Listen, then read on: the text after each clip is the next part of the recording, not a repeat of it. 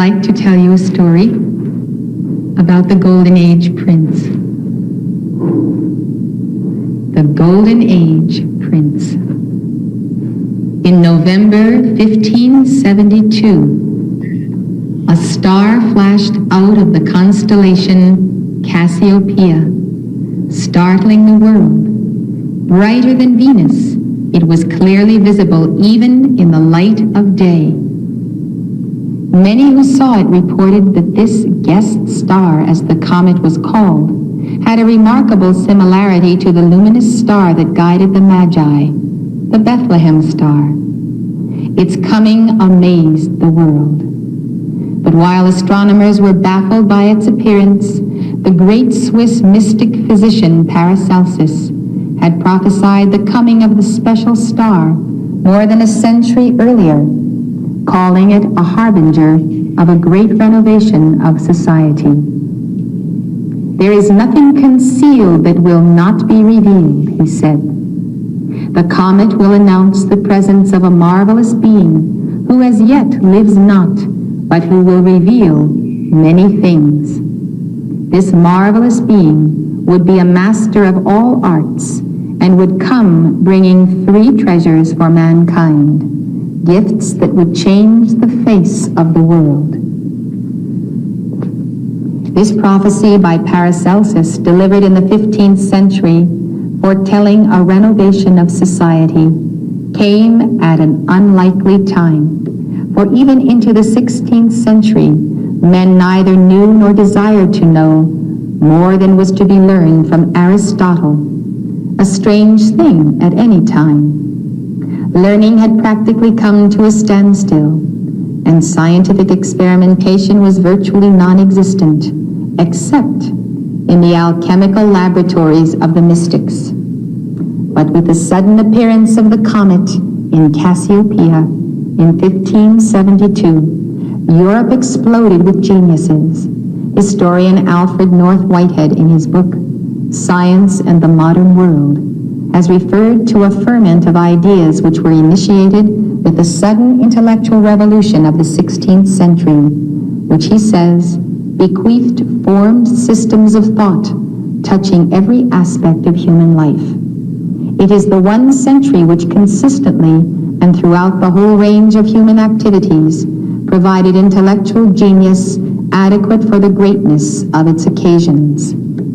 The crowded stage of this 100 years is indicated by the coincidences which mark its literary annals. One of the interesting coincidences of that century was that the coming of this star, harbinger of the Great Revolution, coincided exactly with the dawning of a century of genius in science and literature, which Whitehead clearly believes was initiated by the greatest of mankind, Sir Francis Bacon of England. Francis was 12 years old when the comet dawned. He had reached the age of responsibility. Historians all agree that he had a profound impact on his time, and many believe that this child was the marvelous being foretold by Paracelsus. According to James Stephens, author of Francis Bacon and the Style of Science, Bacon enjoyed drawing overt comparisons between himself and Christ. He saw the obstacles to his success in terms of those which Christ faced, and he was not embarrassed to call the work of the new scientist a second scripture. Francis Bacon's life has been surrounded with mystery since he first breathed the air of the Holy Spirit on January 22nd, 1561. Traditional historians have recorded that Francis, the son of Sir Nicholas and Lady Anne Bacon. His amazing genius has been attributed to the genes of these two, also very exceptional people. The following account has been pieced together from the standard biography of Francis Bacon by James Speeding, as well as numerous biographies which concentrate on the coded ciphers contained in his work. Given the materials available today, the story reflects a secret inner life of the greatest genius of our modern era. During the reign of Queen Mary I, Princess Elizabeth, later Queen Elizabeth I of England, was imprisoned in the Tower. While there, she became acquainted with Robert Dudley, later known as the Earl of Leicester. A violent affection sprang to life between them. Elizabeth maintained the attachment upon their subsequent release from prison, even as she ascended the throne. Her first act upon becoming queen was to appoint young Robert Dudley her Master of the Horse, and then to crown him Earl of Leicester. On the occasion of his investiture at Westminster, we read how she helped him to put on his robes, he sitting on his knees before her and keeping a great gravity and discreet behavior. She could not refrain from putting her hand in his neck to tickle him. A charmingly domestic scene. During the early years of her reign, the two were inseparable. He played the Antony to her Cleopatra and was well hated by the nobility in consequence. She gave him all the honors he wanted. She poured wealth upon him and put power into his hands. That she loved him passionately, no one could doubt. As fate would have it, Elizabeth soon became a mother. As her pregnancy progressed, she married Dudley in a secret ceremony at the house of Lord Pickering. 3 weeks earlier, Robert's wife, Anne Robsart, had met with a so-called fatal accident. 4 months later, Francis was born. The young prince's premature birth, just 4 months after his parents' marriage, prevented the queen from acknowledging him as her son. Her honor was involved. For state reasons, she could not make her marriage public, and so she continued to pose as the Virgin Queen, even while enjoying a marital relationship as wife and mother. The true lineage of the prince became a state secret, although members of the court all knew it and the common people suspected it. It became a criminal offense to mention the affair. It was certain death or mutilation to speak slander of the Virgin Queen. Mistress Anne Dow of Brentwood gossiped that the Queen had given birth. She was burnt. Robert Brooks of Devizes was sent to prison for reviving the report. And in 1570, Mr. Marsham, a gentleman of Norfolk, had his ears cut off for having said, "My Lord of Leicester had 2 children by the Queen." When Francis was born, Elizabeth's chief lady-in-waiting was Anne Bacon, the wife of Sir Nicholas Bacon, the Lord Keeper of England. Anne, who had been raised with the Queen, had maintained a good relationship with her. It was she who pleaded with the Queen to spare the life of the child at his birth, offering to raise him herself if the Queen would provide for his support. After some discussion, the Queen agreed, and Lady Anne took the tiny child home that same day in a little round painted box. Anne had been expecting a child herself. It would have been easy for her to announce the birth of twins. But when Anne's baby was born dead a week later, the switch was made and the new little baby boy was introduced to the world. Lady Anne was known through all of England as a deeply religious woman whose accomplishments were many and varied. She was familiar with classical and modern languages. In fact, she was known throughout Europe for her translations from Latin and Italian. We know that Francis loved her passionately, calling her God's own saint, and that even in his middle years he continually returned home so that Anne could care for him. Sir Nicholas, the Lord Keeper of England, was also a writer who reveled in the classics. He was known throughout Europe as an expert in the making and breaking of coded ciphers for the court of Elizabeth I. Francis was not cut out of the common mold. From the beginning, he showed touches of genius. His natural talents were enhanced by an education fit for a king. The Queen demanded that he receive the same caliber education as she. Hers was thought to have been the finest training in the world. We see him in these early days a man amongst boys. As a child, Francis was remarkable for his precocity in the absorption of knowledge. People were afraid to put him off with old wives' tales for fear of the shower of subtle questions that would descend. "Oh, I don't know what to teach Master Francis," retorted his tutor, Mr. Cotwin. "He learns too fast. His brain catches fire at a word. He plies me with questions I can't answer, like what is the cause of an echo?" It seems Mr. Cotwin had his hands full keeping up with the most exquisitely constructed brain ever given to the sons of man. Alfred Dodd, noted English historian and loyal devotee of Francis Bacon, enlarged on this observation. If ever there was a man born for power, a man on whom there shone a beam of God's splendor from cradle to grave, a man sent out from the world unseen to do great things, to recreate England, the continent, the world, born to set it right, that man was Francis Bacon. In Francis Bacon, the desire for life was strong and deep. It took the form of a longing to know and to understand. His mind ripened astonishingly early. He turned eagerly to books and devoured their contents as a starving child wolfs a crust. He learned his Latin grammar from the compendium. The little book with the boy's scribble and drawings in the margin is still in existence. He read almost all of the writers of Greece and Rome. He read the Fathers, Augustine, Origen, St. Jerome, and Clement. And for diversion he read the novelists of Italy and the witty satires of Erasmus. By the time Francis had reached the age of 12, noted David Lloyd, the 17th century writer on statesmen and favorites of Queen Elizabeth, his star had appeared. His great fixed and methodical memory, his quick fancy, his ready expression gave assurance of that profound and universal comprehension of things which rendered him the observation of the great and wise. It was at this time that Bacon took his vow to be a servant to prosperity.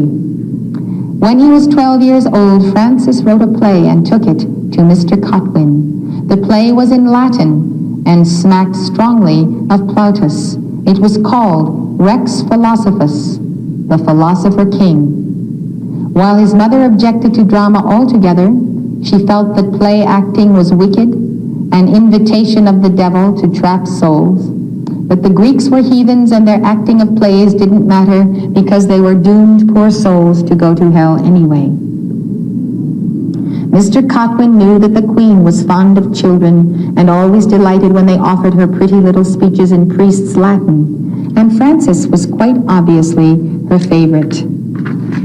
Mr. Cotwin's efforts were not in vain. Her Majesty the Queen was consulted as to whether Her Highness would of her infinite graciousness and never to be too much praised benevolence be present at a little masque written by Master Francis Bacon and acted by him, assisted by his little cousins and friends. Her Majesty vouchsafed a gracious answer and, turning to my Lord of Leicester, reminded him of his interest in the theatre. A fortnight later, on a warm afternoon in June, freshened by a breeze from the river, the Queen and Leicester and Lord Burleigh and his lady and many other members of the nobility were gathered in the shady gardens of York House to see a little masque called Rex Philosophus, acted by Master Anthony and Master Francis Bacon, assisted by Mistress Betty Cecil, Master Robert Cecil, and sundry little Arundels and Pembrokes, and stage managed by Mr. Edward Cotwin, M.A., and Mr. John Cosgrove of Lord Leicester's company of players. The stage was the green lawn that spread like a thick carpet between the wings of the long two-storied house, with its prick-eared gables and tall chimney stacks. A massive oak seat spread with rugs served as a throne for the Queen. Lord Leicester and the Earl of Pembroke stood on either side of her. Francis was the Philosopher King, splendid in his little suit of scarlet and cloth of gold, with large pink roses on his pointed shoes. It was the first time he had taken part in a real masque with grown-ups for audience, and at first his voice was rather low. But when Mr. Cotwin from behind the laurel bushes shouted in a stage whisper, "Louder, louder!" the philosopher king sprang as it were to life. His words were spoken with clear enunciation, rising at times to an urgency of passion, strange in a child so young. All whispers died, all eyes were fixed upon him. Quote, "And I say to you, great kings and princes, be philosophers, and to you, philosopher, I say, be kings, kings of yourselves, and so will you lead all men captive. For the king who knows not his own heart will never read the hearts of his subjects, and the philosopher who lives only in his mind, forever turning this problem and that, will never find the key of escape, climb the golden tree, or gather the apples of the Hesperides." End of quote. These are the words written by Francis Bacon in his play at the age of 12. At the same age, he was sent to Cambridge and entered with his brother Anthony as fellow commoner of Trinity College.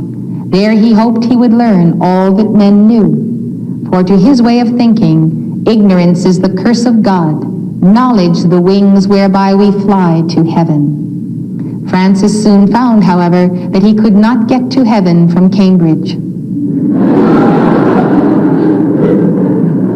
Ideals soon gave way to reality as he pursued his studies.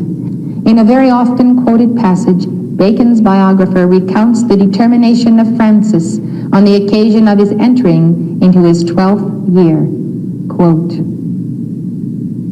"It was then that a thought struck him, the date of which deserves to be recorded, not for anything extraordinary in the thought itself, which had perhaps occurred to others before him, but for its influence upon his afterlife. If our study of nature be thus barren, he thought, our method of study must be wrong. Might not a better method be found?" The suggestion was simple and obvious, and the singularity was in the way he took hold of it. With most men, such a thought would have come and gone in a passing regret. But with him, the gift of seeing in prophetic vision what might be and ought to be was united with the practical talent of devising means and handling minute details. He could at once imagine like a poet and execute like a clerk of the works. Upon the conviction, "This may be done," followed at once the question, "How may it be done?" Upon that question answered, followed the resolution to try to do it. End of his biographer's quote. Observe that the subject of this paragraph is a little boy 12 years old. The biographer continues, "Of the degrees by which the suggestion ripened into a project, the project into an undertaking, and the undertaking unfolded itself into distinct proportions and the full grandeur of its total dimensions, I can say nothing. But that the thought first occurred to him at Cambridge, therefore before he had completed his 15th year, we know upon the best authority, his own statement to Dr. Raleigh. I believe it ought to be regarded as the most important event of his life, the event which had a greater influence than any other upon his character and future course." Isn't it wonderful to note that a boy of 12 to 15 is free to think without the bombardment of noise, of rock music, of tampering with drugs, or the bombardment of television? I am certain that sons of God and light bearers today of that age, they very well have ingenious ideas passing through their minds, but they do just that. They often pass through because there is too much debris. It was as if there was room for an echo in this age of Francis Bacon, for the word of God within his mind to echo and return to him as a practical reality. It gives us pause to consider If another Francis Bacon has already been lost to this culture and generation, and it gives us pause to consider how the great silences and vastnesses of the inner retreat can provide room to think for children with minds such as these. From that moment there was awakened within his breast the appetite which cannot be satiated, and the passion which cannot commit excess. From that moment he had a vocation which employed and stimulated all the energies of his mind, gave a value to every vacant interval of time, an interest and significance to every random thought and casual accession of knowledge, an object to live for as wide as humanity, as immortal as the human race, an idea to live in, vast and lofty enough to fill the soul forever with religious and heroic aspirations. From that moment, though still subject to interruptions, disappointments, errors, regrets, he never could be without either work or hope or consolation. The simple idea that there is a better way, that we can figure out how to do it, and then we can do it. Bacon's plan to change the whole wide world crystallized into a scheme which he later called the Great Instauration. In it he proposed a renewal of art, science, literature, and ethics. This very concept, in essence, became the blueprint for the English Renaissance. His biographer, Alfred Dodd, asserts that Bacon labored at putting this plan into operation all his life, not only by writing books, but by the active establishment of organizations that would further his purpose. In 1576, at the age of 15, Francis left Cambridge without having received his diploma, and at the insistence of Sir Nicholas, embarked upon a law career at Gray's Inn. On September 20, 1576, Francis attended a birthday party given for Queen Elizabeth. The occasion proved to be the most trying of his life. In the middle of the party, Francis' cousin Robert Cecil spitefully whispered the secret of Mr. Francis' birth to the ladies of the court. The Queen, overhearing one of the maids-in-waiting, Lady Scales, repeating the story, seized the unfortunate girl and beat her furiously. Francis, who had accidentally walked into the room while the fracas was taking place, intervened, pleading with the Queen for the girl's life.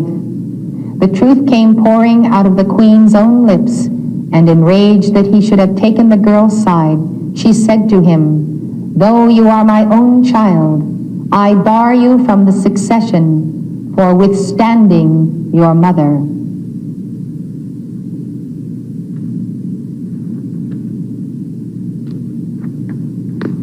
Shocked beyond tears, Francis ran home to York House, threw himself at Lady Anne's feet, and implored her to tell him the truth.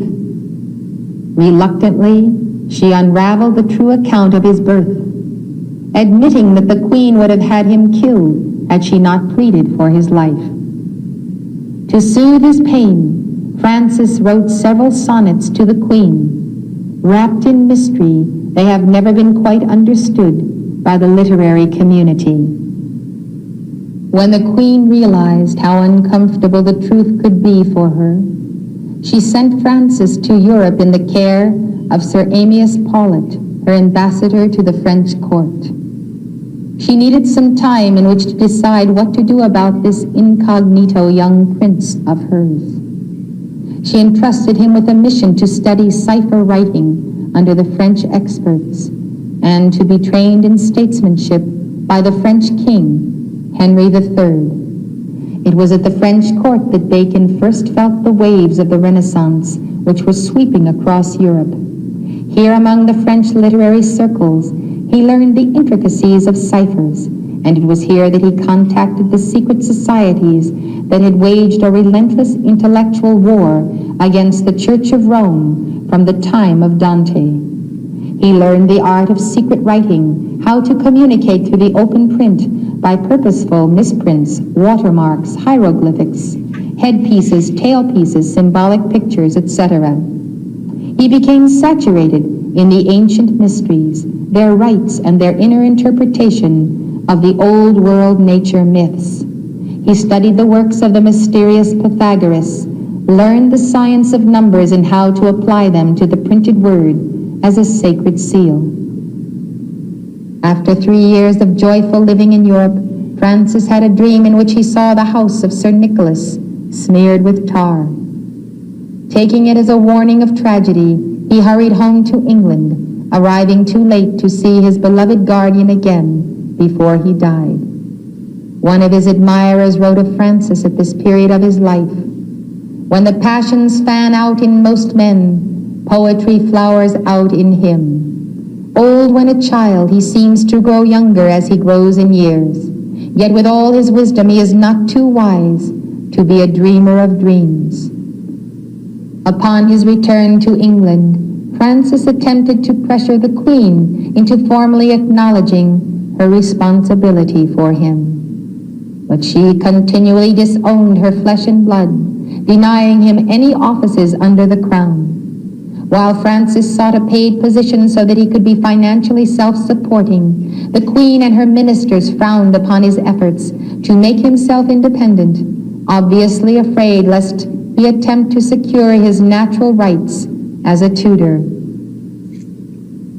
His financial wings closely clipped, he remained penniless, a genius financially dependent on the whim of the Queen. He once said, "I am like a hooded hawk that cannot fly, being tied to the Queen's fist." For the next 10 years, Francis struggled for a position in court, but was constantly disappointed. Finally relinquishing his design to rule over a material kingdom, he proclaimed, "I have taken all knowledge to be my province." Then, having made himself one-pointed in his mission, he began the birthing process of his plan for a world reformation which he called Instauration Magna, or the Great Instauration, and which initiated the long overdue English Renaissance. Francis Bacon became the herald of the scientific revolution. He introduced principles which might seem obvious to us, but which were quite revolutionary for the 16th century. Chief among these was the scientific method itself. The process is very simple. The scientist starts out with a premise and then, step by tedious step, through experimentation, he proves it. Our scientific community is still functioning on the simple concept of experimentation, using the induction method as Bacon taught it.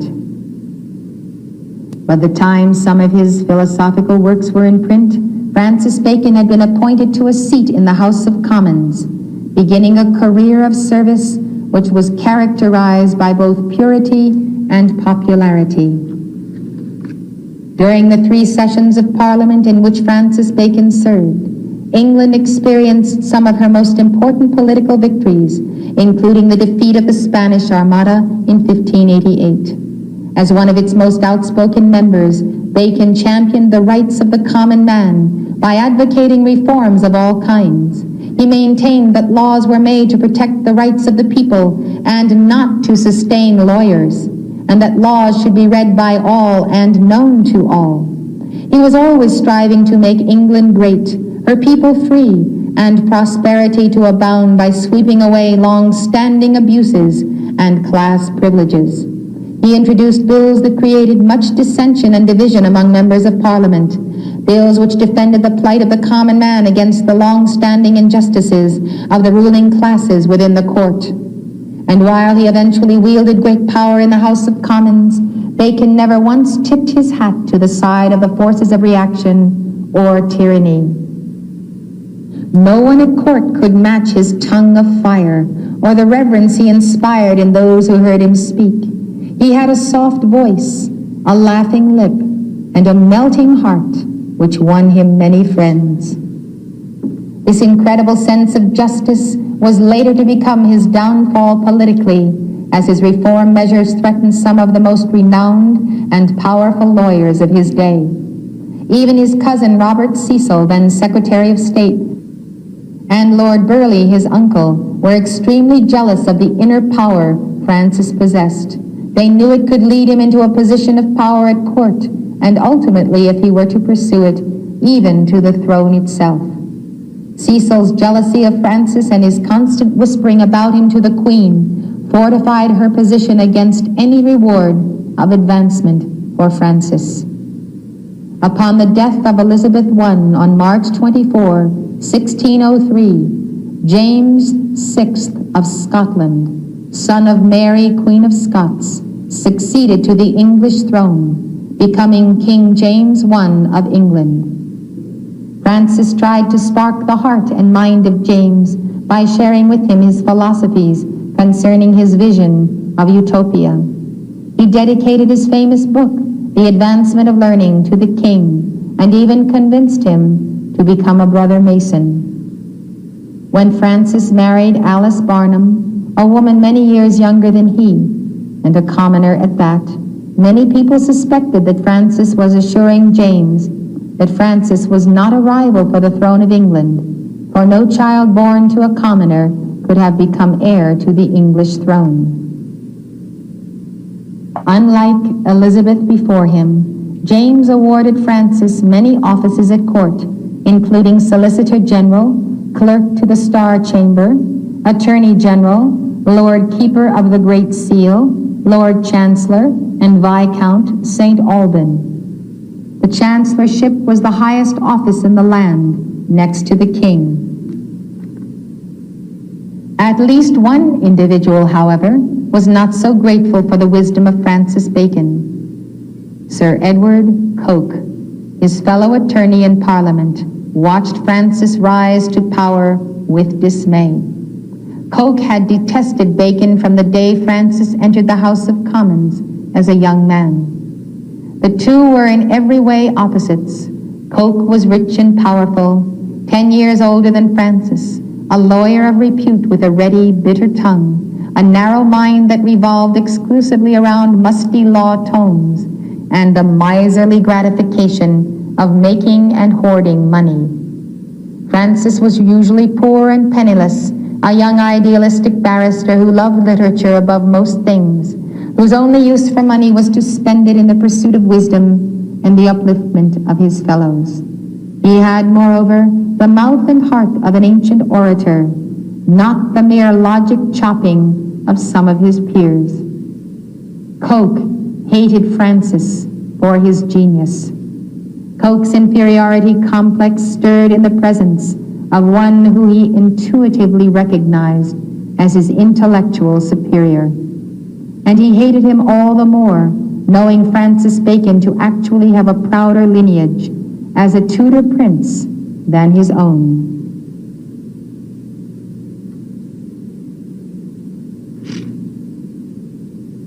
While Coke was serving a post as Chief Justice and Bacon was Attorney General, a tremendous quarrel broke out between the two men on points of the law. A decision had to be made as to whether Francis Bacon, as Attorney General, had the legal right to stay a particular case until the Crown could give its defense, or whether Coke, as Chief Justice, could pronounce a verdict without this defense. Coke forced the issue before the king and his 12 judges. The court sided with Bacon, suspecting that Coke had called the case for hearing because he wanted to flout Francis Bacon in the exercise of his duties as attorney. James ordered the suspension of Chief Justice Coke. He then appointed a Crown Commission to read and revise Coke's reports. Sufficient offenses were discovered against Coke, frauds, contempts, and disobediences, to ensure a condemnation and a public trial. Distressed, Coke got on his knees before the Privy Council, where Bacon had already replaced him, and begged for mercy in being spared a public trial.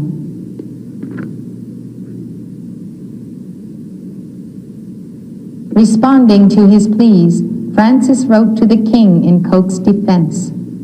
Had it not been for Sir Edward Coke's reports, which though they may have some errors, some peremptory and extrajudicial resolutions more than are warranted, yet they contain infinite good decisions and rulings over cases. Thus, mercy was extended. Still, this was Francis Bacon's victory. When news of Coke's disgrace spread to the common people, they joked to one another, "The bacon has been too tough for the cook."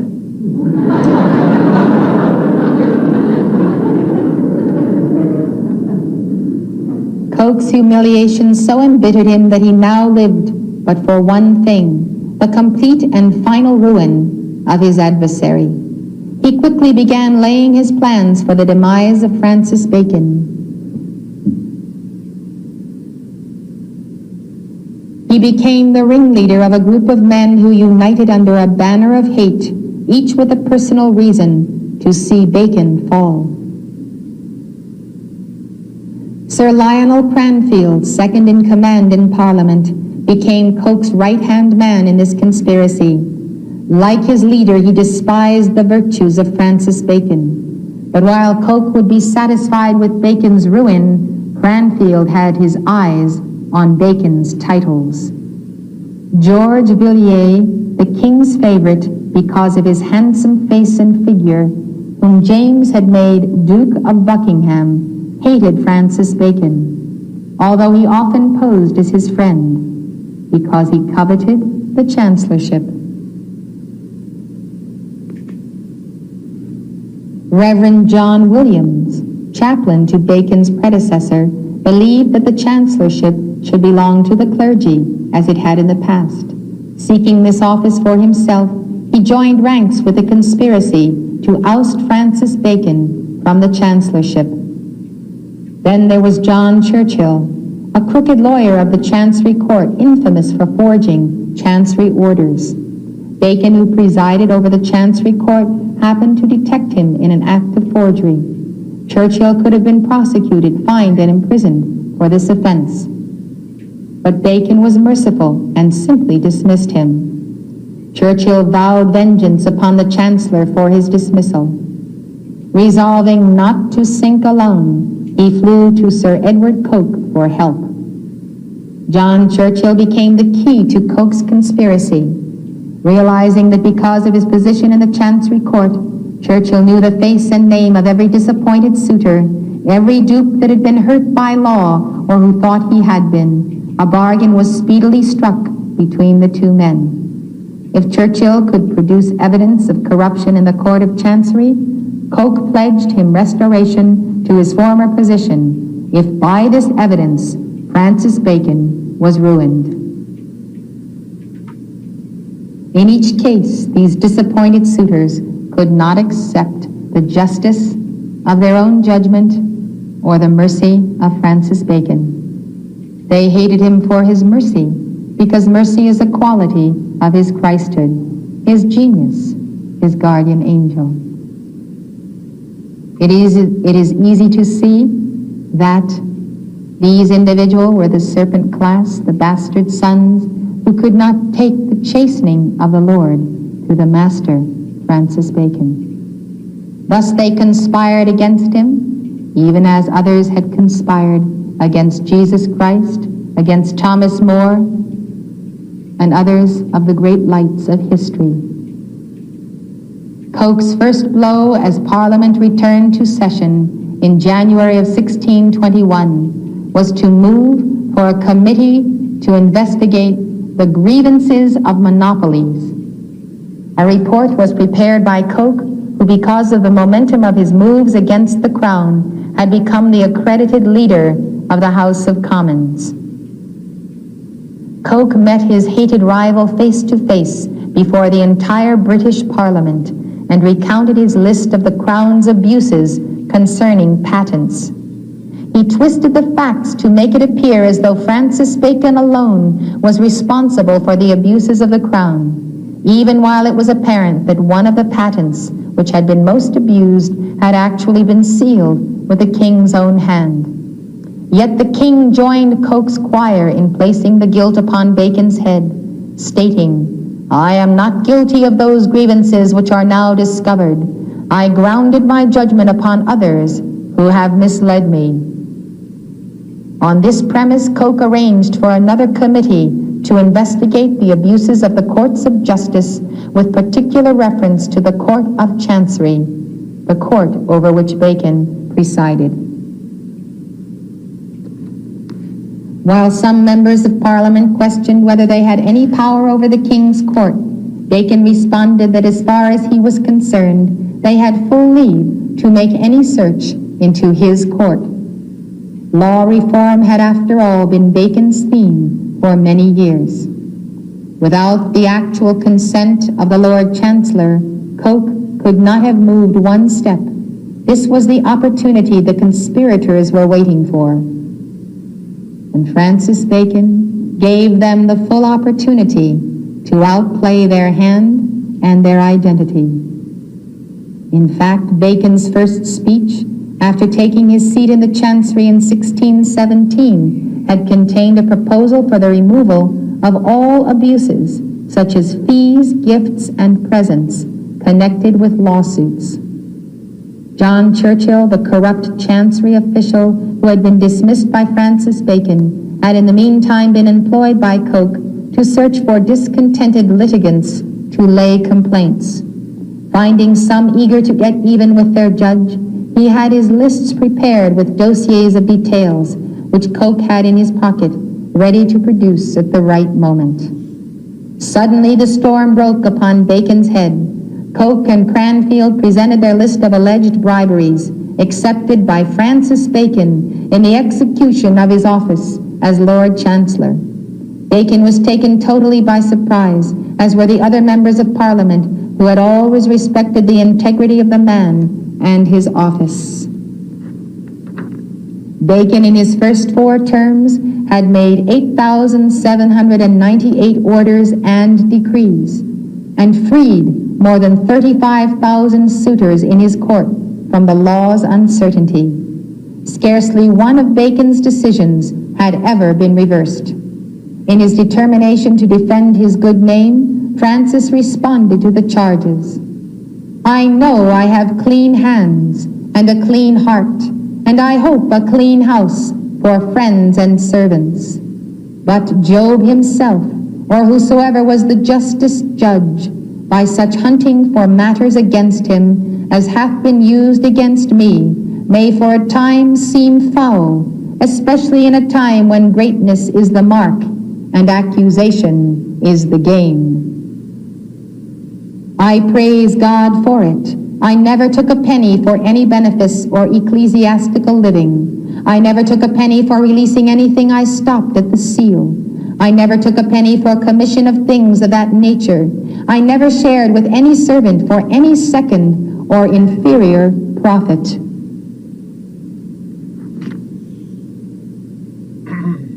The Chancellor had meanwhile taken ill and had to remain at home in bed during the court proceedings. We surely understand this to be the momentum of criticism, condemnation, and judgment directed against him by these vicious individuals. Therefore, from his bed, he wrote to the king, "I have been no avaricious oppressor of the people. I have been no haughty or intolerable or hateful man in my conversation and carriage. And for the briberies and gifts wherewith I am charged, when the books of hearts shall be opened, I hope I shall not be found to have the troubled fountain of a corrupt heart, in a depraved habit of taking rewards to pervert justice, howsoever frail I may be, and partake of the abuses of the times." Bacon then asked for an opportunity to defend himself before the court. The remaining account is based on Francis' own records of the passing events, written by a biographer. He writes the peers asking them to suspend judgment until he can call his own witnesses, produce rebutting evidence, instruct counsel, until he knows the definite charges is fit to attend to details. He asks for permission to cross-examine and the usual legal privileges attendant on a high court action. Though ill, he makes active preparation for the defense, knowing that he has clean hands and a pure heart, and can riddle the charges. Unknown to him, the charges accumulate. There are 22 in all, expanding to 28 counts. The king becomes alarmed. The temper of the House of Commons is such that he knows if the Chancellor be acquitted, the House will turn on his favorite, and probably himself, with disastrous consequences. Coward as he is, he seeks the advice of the cleric John Williams, one of the conspirators who covets the Chancellor's office. He and Buckingham urge the king to ask Lord St. Alban to abandon his defense, to plead guilty in general terms, suggesting that the king could extend his prerogative to later annul whatever sentence was passed by a full pardon. Their advice is to command Lord St. Alban as the king, if necessary, to submit to his will and to plead guilty. The king, full of fears of red ruin and revolution, sees the Lord Chancellor. He begs and implores him to submit lest the throne be jeopardized. He makes all sorts of specious promises. At last, as king to servant, he commands him to enter a general plea of guilty to the charges.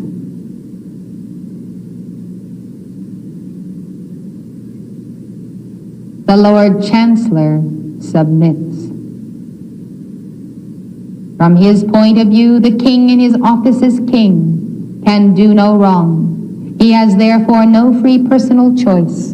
The king carries his submission of guilt to the House of Lords, where it is announced by the Prince of Wales.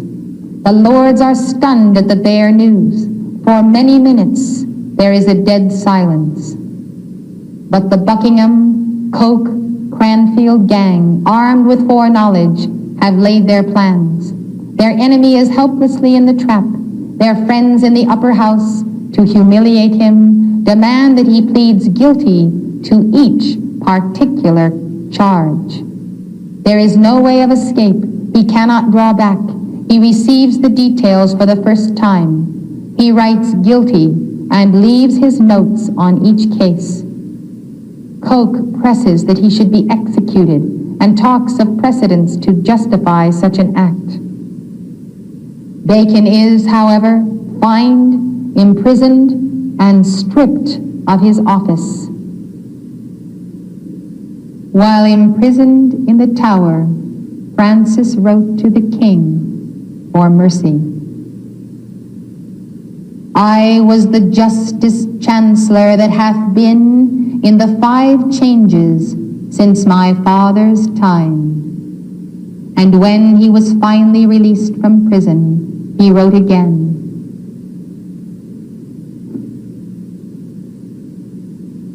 I humbly thank your majesty for my liberty, without which timely grant any further grace would have come too late.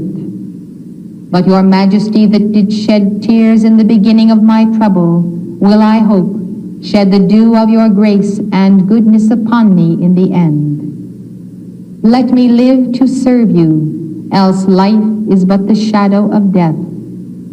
To your majesty's most devoted servant, Frater St. Alban. Francis Bacon considered himself a living sacrifice upon the altar of human need. 3 years after the House of Commons sacrificed its own, the chief reformer of the age, an act of conciliation was granted by the king, and Bacon was reinstated with all his honors and privileges as a peer of the realm. All charges of bribery were officially dropped.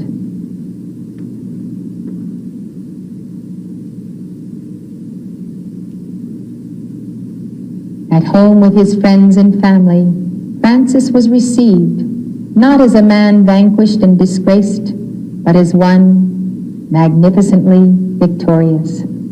They rallied around him, each perceiving according to his capacity the brightness of the light that shone within. At Gorhambury he turned again to his studies. He wrote his history of Henry VII and dedicated it to Buckingham. Many other books were quickly edited and published, including his famous Novum Organum. The innermost circle of his literary group gathered continually about him. Richard Insee describes them. Toby Matthew, Sir Thomas Mutes, most loving and most loyal of all his friends. Lancelot Andrews, whose feelings for Francis had deepened and mellowed now into a reverence that often brought tears to his clear gray eyes. And many younger men, John Selden, John Donne, George Herbert, they felt that friendship had undergone a new birth. They divined something of the height and depth of his sacrifice, of the fire through which he had passed, of the triumph, but not of this world which he had won. The top priority for Francis Bacon at this time of his life was the guiding of his literary group, which included some of the greatest intellects of the time. Those previously mentioned, plus Edmund Spenser, Sir Walter Raleigh, Francis Drake, and George Withers. Most of these were part of a secret society that Francis had formed many years earlier with his brother Anthony. The fledgling group had started as the Knights of the Helmet when the two were attending Cambridge. Its goal was to promote the advancement of learning. Francis was chosen at a very early age to be its leader. They adopted the ideals of the goddess of wisdom and built their order around the symbols of this mystical goddess. She was known as Minerva, Pallas, Pallas Athena, and Athena. She wore a helmet which was supposed to permit her to assume invisibility. The goddess of wisdom was also known as the patroness of the liberal arts and sciences. Her main symbols were the helmet, the staff at her side, the serpent at her feet, a shield, a looking glass or mirror, and an owl. The staff denoted knowledge or wisdom by which the serpent of ignorance at her feet was destroyed. The shield was used as a protection when warring against ignorance.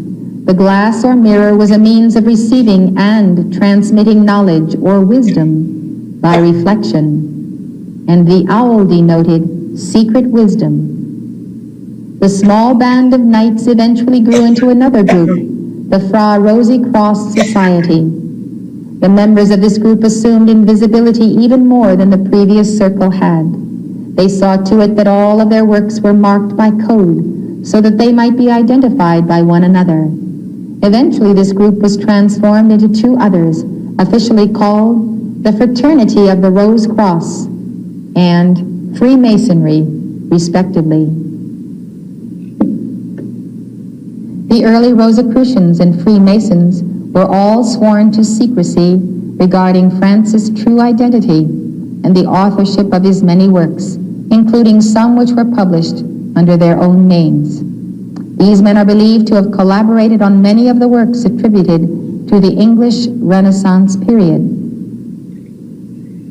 The name Shakespeare has been associated with the statue of Pallas Athena, the goddess of wisdom and truth, as she was considered the patron of both the useful and the elegant arts. Athena was depicted in Greek art as holding the spear of knowledge in her right hand, poised to strike at the serpent of ignorance writhing under her foot. When the morning rays of the sun glinted on the weapon, causing it apparently to tremble, the common people were in the habit of saying, "Athena is shaking her spear again." She was thus known as the spear shaker, or the shaker of the spear. Such lyric beauty as are found in the plays of William Shakespeare could only have come from the greatest literary genius of the time, another mystery in the life of Francis Bacon. This flowering of culture, the culture of the mother, of genius in the Renaissance during the embodiment of Sir Francis Bacon establishes our understanding of his relationship to his master, to his teacher, to his guru, the great divine director. We understand how true is the teaching of the Brotherhood, that wherever the Guru-Chela relationship is intact, wherever there is maintained that line to the ascended masters, to the Ancient of Days, there the one who is below can give birth to that which is above. It shows that wherever the Word is incarnate, there is the only and sole opportunity for the change of civilization. When you think of the deadness and the darkness of the Middle Ages, and that darkness having come upon mankind as the judgment of the rejection and the crucifixion of the Christ in Jesus. And you realize this dispensation that was given to Francis Bacon, to Christopher Columbus, to embody, to bring light to the Piscean age, to conclude that age, and to bring us to the point of the foundation of Aquarius. He was laying the foundation of Aquarius during the Piscean dispensation, its final quarter, even as Jesus himself, as David and others, other incarnations, was laying the foundation for the Piscean age even before that age began with his birth. Now, as you know, Francis Bacon was not William Shakespeare.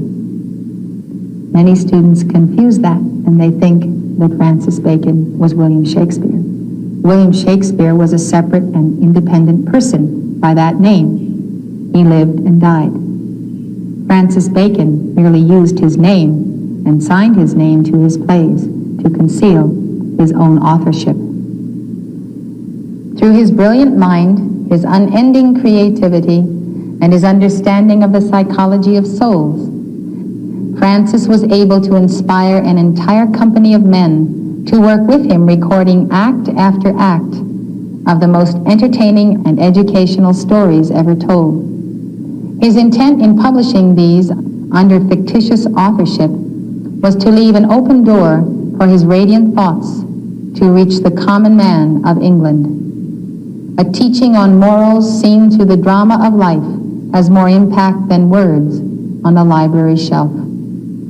Francis and his stories have been loved and cherished for centuries. On Easter Sunday, 1626, at the age of 65, Francis Bacon died to the world he knew and loved. His casket was buried at his request next to Lady Anne's grave in St. Michael's Church at St. Albans, Hertfordshire.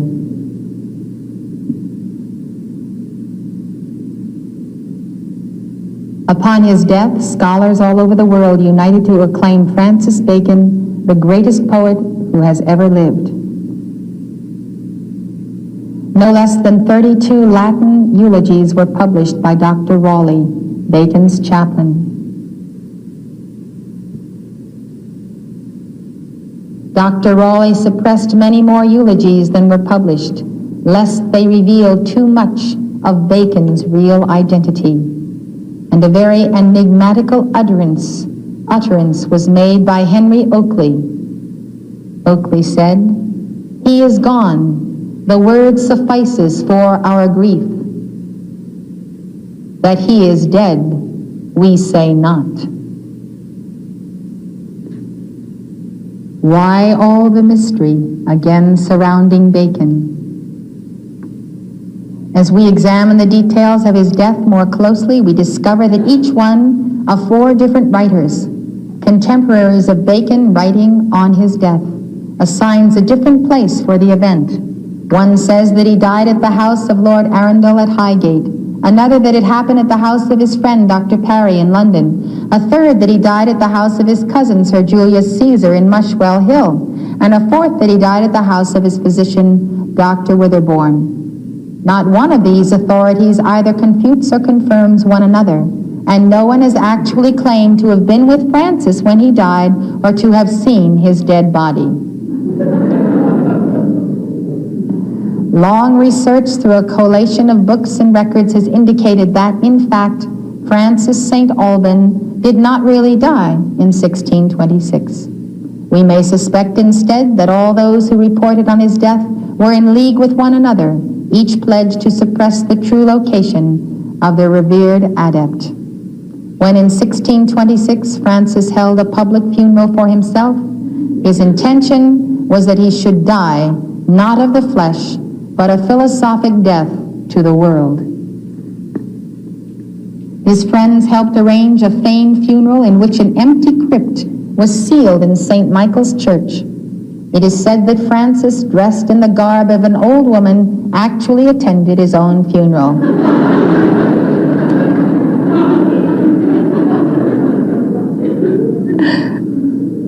This is that seventh ray sense of humor. Goodbye, cruel world. Many years later, the crypt was opened. It was completely empty.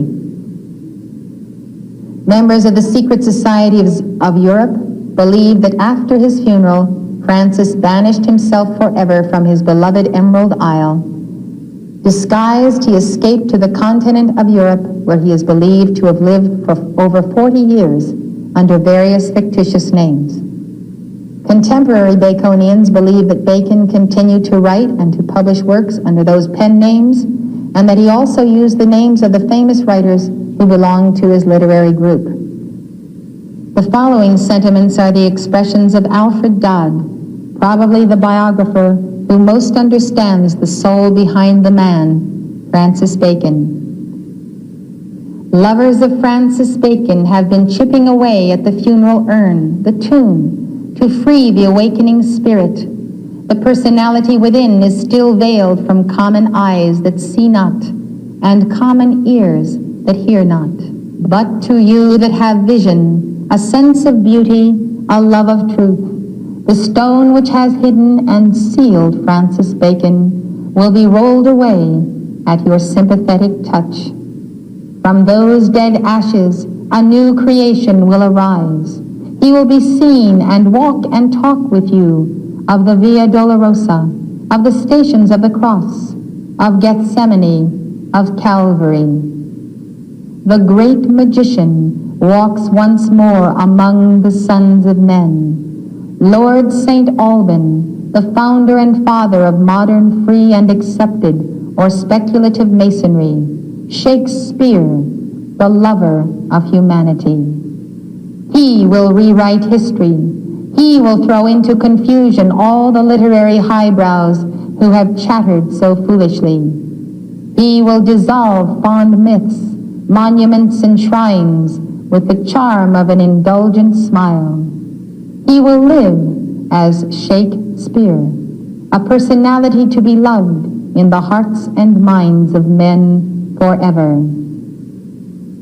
Equipped with this knowledge, you will be able to say with the authority of one of old, He is not here, He is risen. Why seek ye the living among the dead?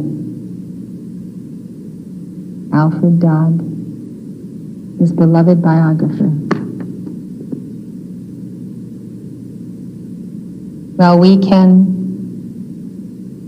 speculate that Francis Bacon departed to the Rákóczi mansion in Hungary at some level, physical or beyond the physical, that he perfected his adeptship, made his ascension, and spent another 200 years in Europe as the Wonder Man, attempting to form the United States of Europe, back in court again, peerless, the master.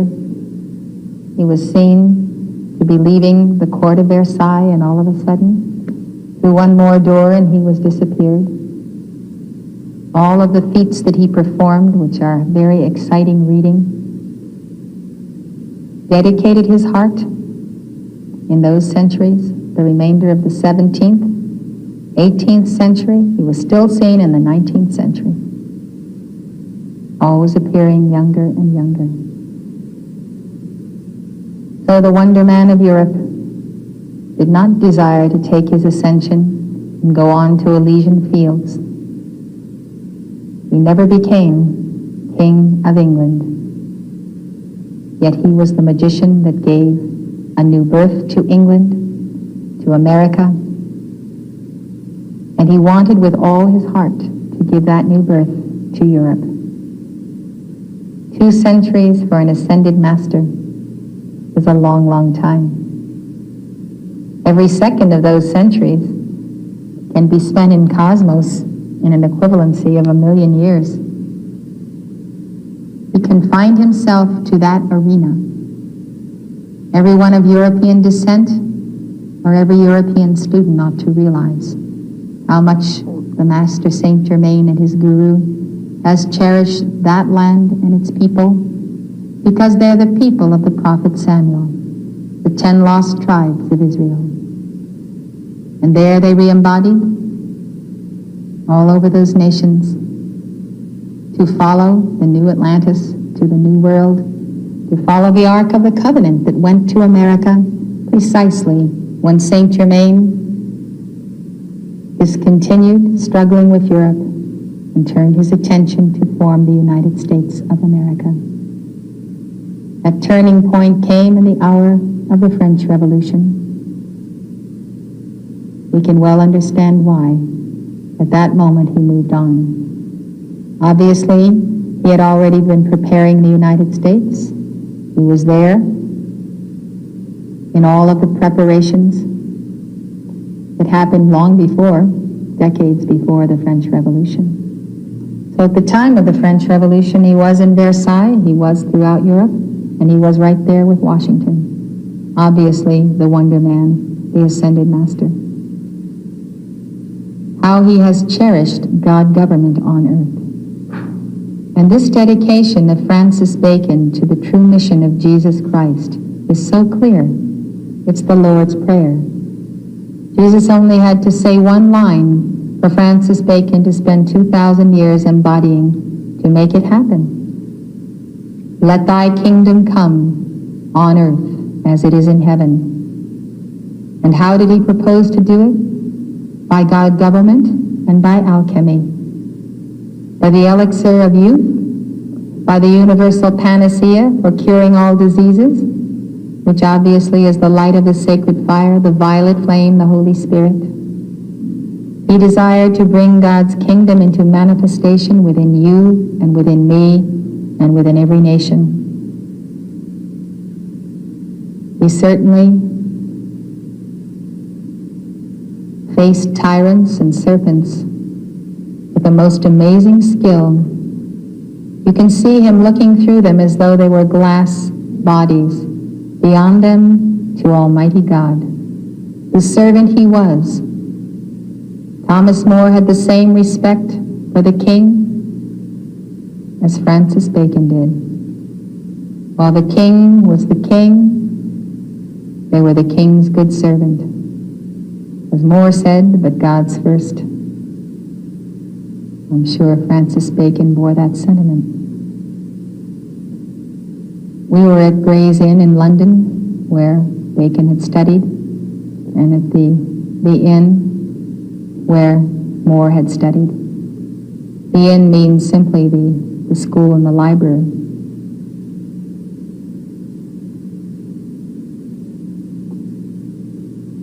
It's wonderful to go to places that have existed these hundreds of years, where these individuals have been so real, and how real they have been in our history, as many of us are also descendants of the British Isles. When you realize that what Saint Germain has been through and what he has tried to do has met with adversity every step of the way, you realize that his love is an incomparable love. A love so intense, so zealous, so far-reaching. When you think of the Master of Masters that he is, that he was already a master 70,000 years ago, and a priest of the sacred fire. When you think of all this and you realize he still stays to set us free,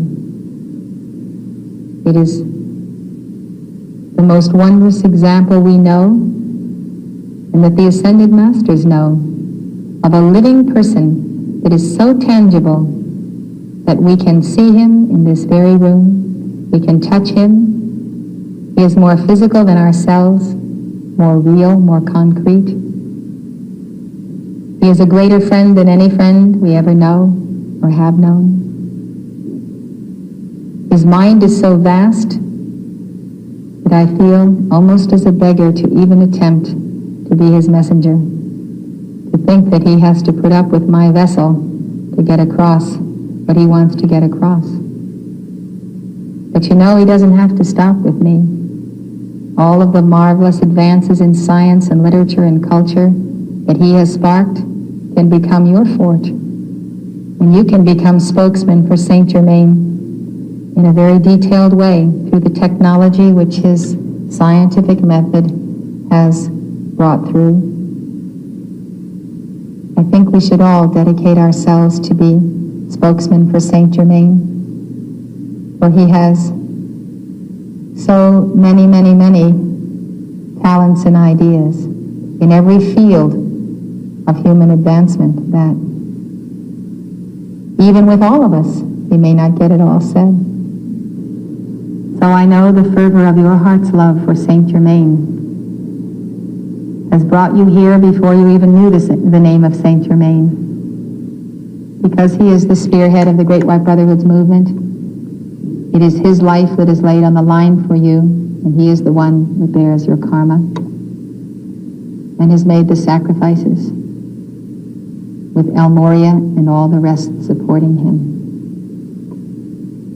So it's a wonderful thing to have a little more insight into the life of Francis Bacon.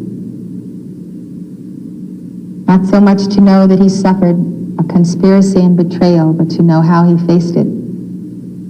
It did not change his attitude toward God and man. No reaction against the king, the scoundrel that was in his place. No reaction against the rest. He moved on to set forth the teachings of his heart in writing.